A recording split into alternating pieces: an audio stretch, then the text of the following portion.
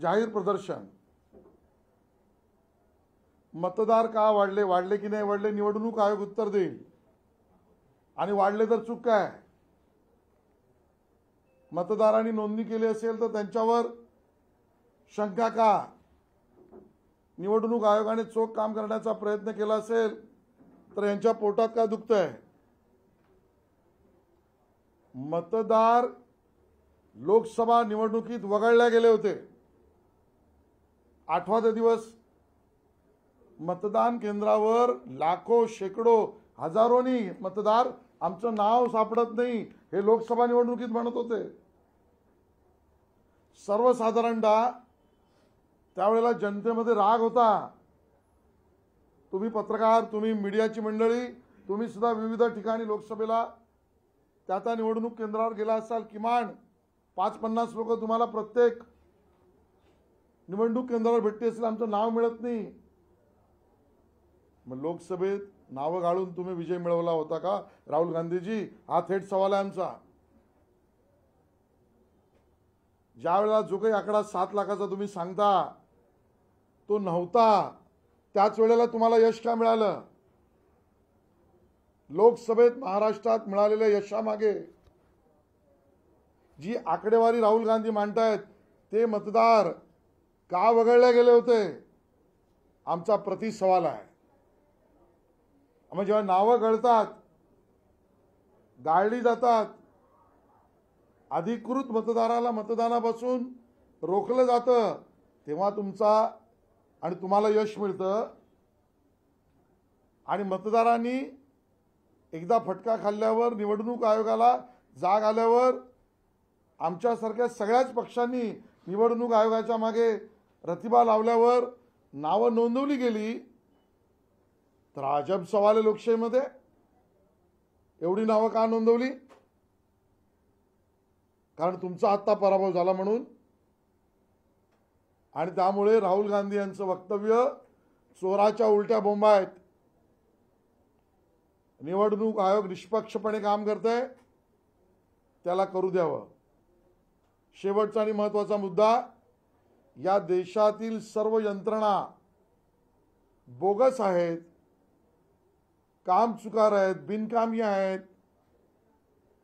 या पद्धतीचं अनास्थेचं वातावरण निर्माण करायचं हाच तर शहरी नक्षलवाद्यांचा अजेंडा आहे. मग या अजेंडावर राहुल गांधी तुम्ही बोलताय.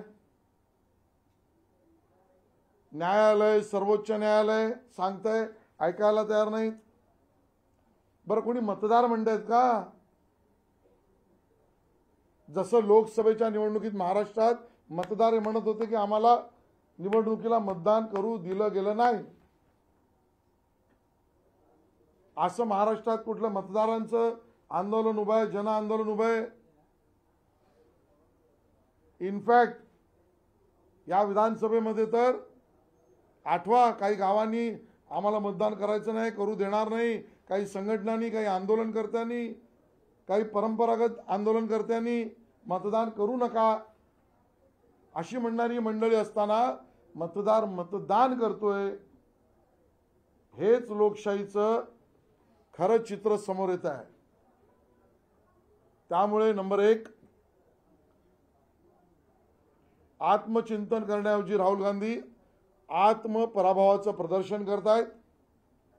नंबर 2, मतदारांनी नावं का नोंदवली आणि आयोगाने नावं का नोंदवून घेतली हा प्रश्न उपस्थित करणं म्हणजे लोकशाहीवर चालणाऱ्या प्रक्रियेला तू लोकशाहीने का चाललायस असा प्रश्न उपस्थित करणं आहे. नंबर 3, आमचा प्रतिसवाल आहे. जे काही 5, 6, 7 लाख मतदार नव्याने आले तुम्ही म्हणताय, तेच लोकसभेला नव्हते म्हणून तुम्हाला यश मिळालं का? याचं उत्तर तुम्ही द्यावं. आणि नंबर 4, सगळ्या व्यवस्थांवर प्रश्नचिन्ह निर्माण करणारी शहरी नक्षलवादाची व्यवस्था, त्याचे प्रवक्ते तुम्ही का बनताय? आमचा सवाल आहे.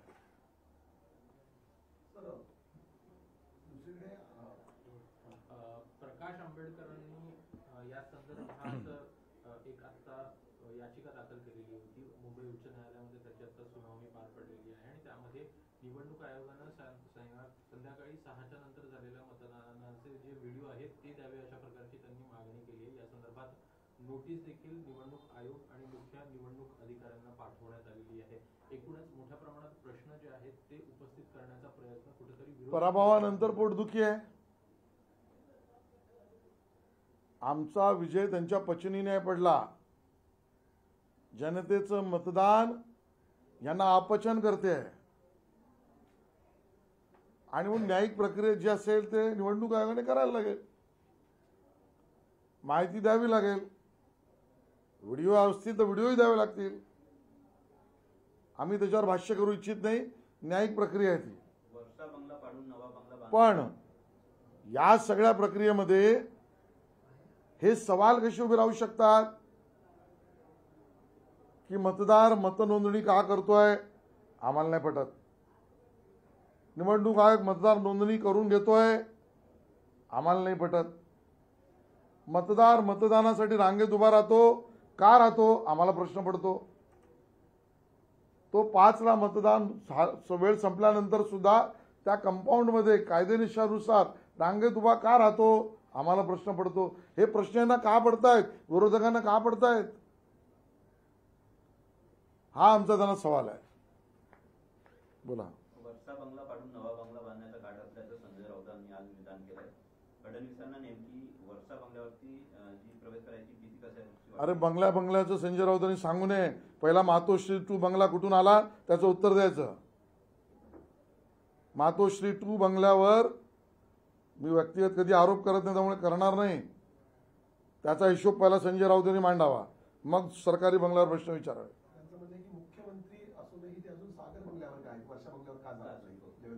मला वाटतं याचं उत्तर स्पष्ट आहे. एकनाथजींनी दिलंय. त्यांच्या बंगल्याचं रिपेअरिंग चालू आहे. त्यांच्या बंगल्यांचं रिपेअरिंग झाल्यावर ते जातील. एकमेकाला सामावून सांभाळून मैत्रीपूर्ण वागण्याची सवय राऊत तुम्हाला आणि महाविकास आघाडीला नाही, म्हणून महायुतीलाही नसेल असं नाही. देवेंद्रजी आणि एकनाथजींचे संबंध यातनं स्पष्ट होतात. तुमचा बंगला रिपेअर होईपर्यंत तुम्ही राहा, हे तुम्हाला अपचनी का होत आहे? रामदास कदम भाईंनी एक वक्तव्य केलंय. त्यांचं म्हणणं असं आहे की उद्धव ठाकरेंचा जीव मुंबई महानगरपालिकेच्या निवडणुकीत अडकलेला आहे. मग काय चुकीचं आहे? मुंबई महानगरपालिकेत अडकलेला आहे. मग काय चुकीचं आहे? मी तर पुढे म्हणतोय, मुंबई महापालिकेतल्या कट कमिशनमध्ये अडकलाय. मुंबई महापालिकेच्या कंत्राटदारांमध्ये अडकलाय. मुंबई महापालिकेच्या ज्या कंत्राटदारांना ब्लॅकलिस्ट केलंय त्यांच्यात अडकलाय. आणि म्हणून आदित्य ठाकरेंची विधानं काढा. त्यांचे प्रश्न असतात की तुम्ही सीसी रोड का करताय. आजपर्यंत प्रश्न असे विचारायचे की तुम्ही का काम करत नाहीत. मग त्यांचे प्रश्न असतात तुम्ही सीसी रोड मोठ्या कॉन्ट्रॅक्टरांनाच का दिलेत, म्हणजे त्या ब्लॅकलिस्ट कॉन्ट्रॅक्टरांना का नाही दिलेत, हे प्रश्न आदित्य ठाकरेंचे. म्हणून रामदास कदमजी म्हणाले ते खरं आहे. महापालिकेत उद्धव ठाकरे यांचा जीव अडकलाय. माझं पुढेच म्हणणं आहे कट कमिशनमध्ये अडकलाय. त्याच्याही पुढे जाऊन म्हणणं आहे ज्या काळ्या यादीतल्या कंत्राटदारांमध्ये अडकलाय. रामदास कदम अजून एक वाक्य म्हटले की निवडणुकीचा दाखला दिला विधानसभेला योगेश कदमसाठी सुनील तटकरेंनी काम केलं नाही आणि महायुतीमध्ये सातत्यानं त्यांच्याकडनं अशी विधानं केली जाते. रामदास कदम, मला याच्याबद्दलची माहिती नाही. त्याबद्दलची माहिती माननीय मुख्यमंत्री यांच्याकडे काही असेल तर त्यांनी द्यावी, त्यांच्या पक्षाकडे द्यावी. माझ्या माहितीप्रमाणे महायुतीमध्ये एकमेकाला मदत केल्यामुळेच एवढा मोठा विजय आमचा झालेला आहे. मतदारांचे मनापासून धन्यवाद आहे.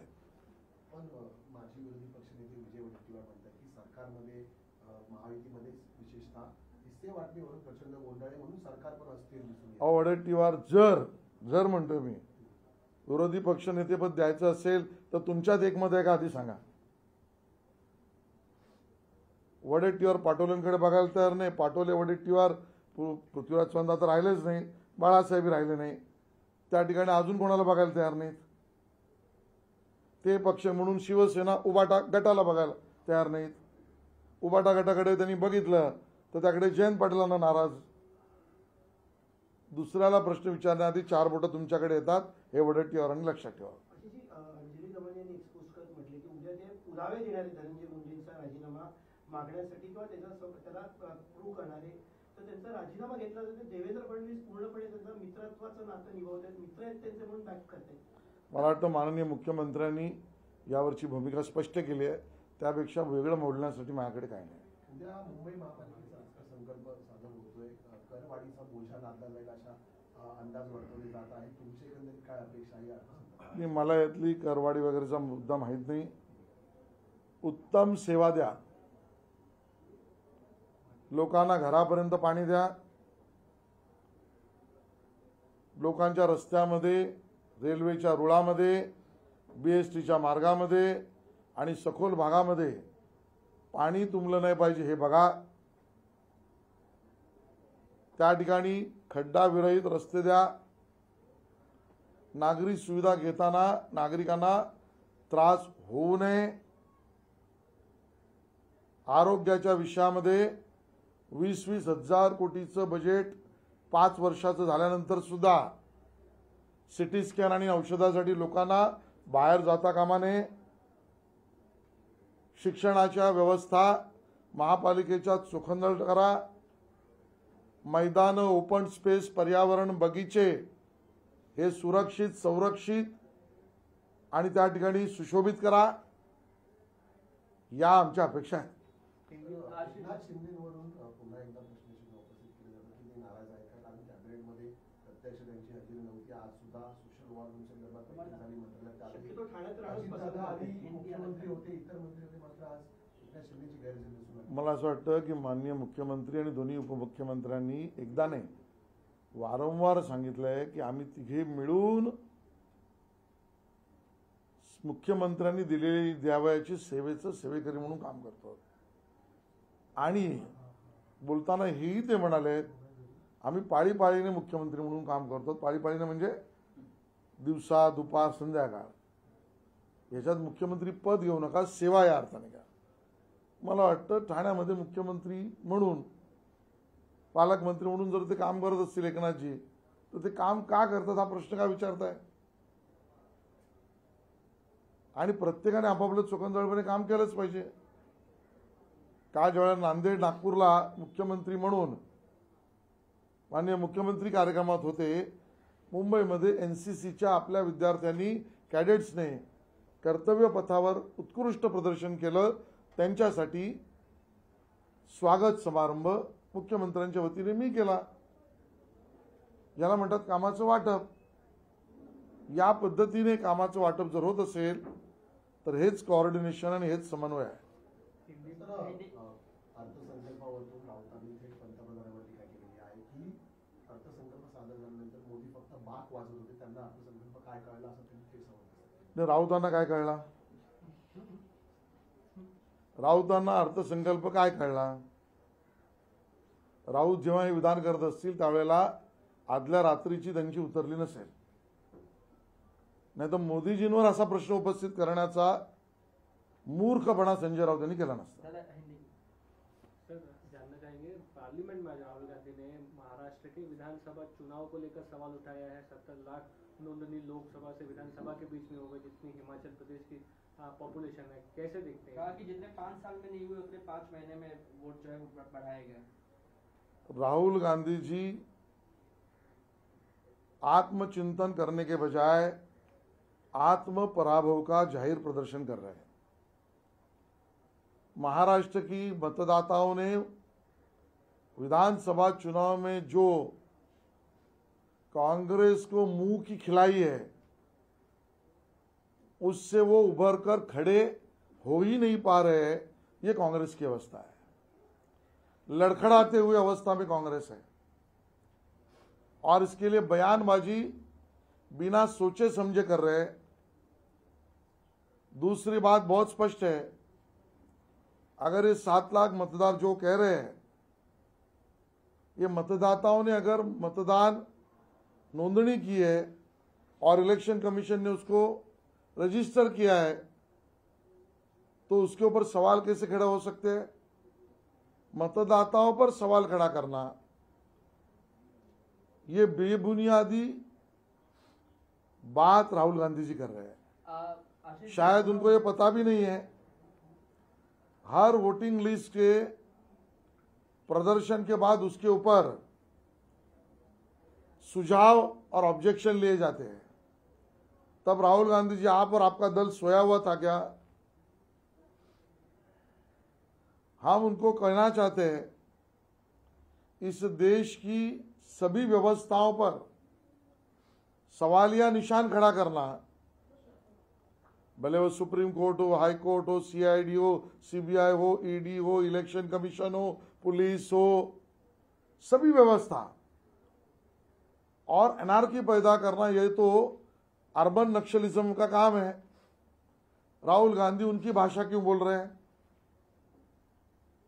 और ये भी बात हम सवाल पूछना चाहते हैं कि जब एक 7 लाख वोटर नहीं थे विधानसभा के पहले लोकसभा चुनाव में, तभी आपको लोकसभा में महाराष्ट्र में ज्यादा सीटें क्यों मिली? तो क्या आपके जीत पर लोकसभा की सवालिया निशान खड़ा नहीं होता है? हम सब ने देखा लोकसभा चुनाव में मुंबई में जगह जगह पर वोटर आके कह रहा था कि मुझे वोट करने नहीं मिला।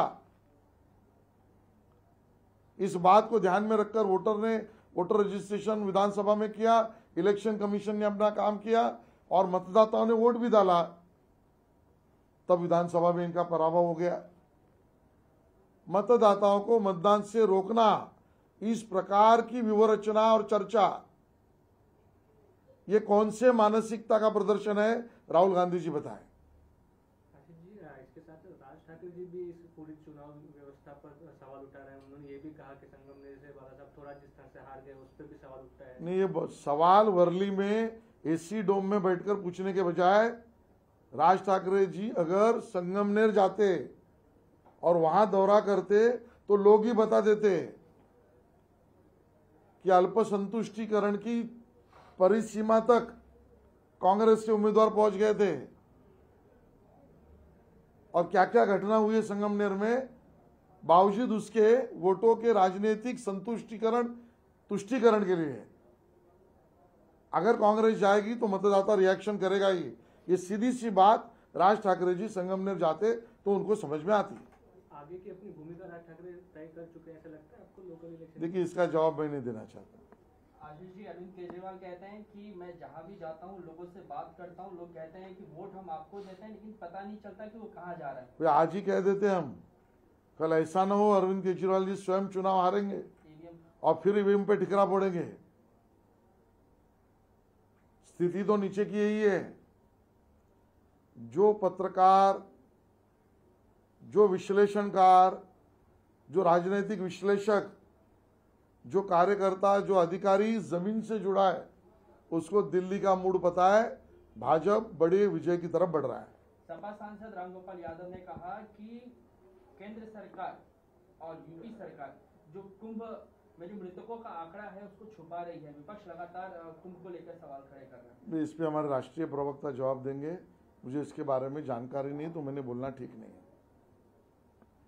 बजट को लेकर भी आशीष जी कई सारे सवाल खड़े हो रहे हैं। ये कहा जा रहा है कि जो बजट जो पेश किया गया वो दिल्ली और बिहार चुनाव के मद्देनजर पेश किया गया, महाराष्ट्र को कुछ नहीं मिला।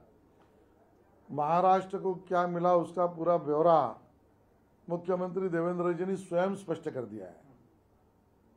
मेट्रो से लेकर हर घर जल से लेकर प्रधानमंत्री आवास योजना से लेकर एआई तक, जो महाराष्ट्र को बुलेट ट्रेन तक मिला है उसके आंकड़े ही सामने हैं। जिनको पीलिया हो गई है उनको ये आंकड़े दिखाई नहीं दे रहे हैं। शरद पवार गटाकडून आरोप करण्यात आलेला आहे की रुपयाने विक्रमी निच्चांक गाठलेला आहे, 87 रुपये पर डॉलरपर्यंत गेलेला आहे। किमान पंतप्रधान याला तरी आता फेक नरेटिव्ह म्हणणार नाही, उत्तर देतो। नाही, हा प्रश्न कोणी विचारलाय? शरद पवार कोणी? त्यांनी ट्विटर हँडलवर ट्विट केलं। मला वाटतं याचा संपूर्ण अभ्यास केल्यानंतर असा प्रश्न विचारणे याच्या एवढा निर्बुद्धपणा कोणी करणार नाही। म्हणून कोणी केलं विचारलं, नाही तर नावाला जोडाल। मी पक्षाला बोललोय। ज्यांनी प्रश्न उपस्थित केलाय त्यांना हे दिसतंय का? जगामध्ये 2 ठिकाणी युद्ध चालू आहे, त्यांना याची माहिती आहे का? जगातल्या काही देश, कारण आता जग एका अर्थाने आर्थिक व्यवस्थेमध्ये जवळ येत आहे, त्यात राजकीय अस्थिरता असलेले काही देश आहेत. भारताच्या आजूबाजूला असलेल्या देशांमध्ये राजकीय अस्थिरता काही वातावरण निर्माण करत असेल की नाही. आजच्या वर्तमानपत्रामध्ये अमेरिकेच्या अध्यक्षांनी केलेल्या निर्णयानंतरचे पडसाद, मला वाटतं या सगळ्याचा अभ्यास ज्याला कळतो तो असा निर्बुद्ध प्रश्न विचारणार नाही. थँक्यू. धन्यवाद.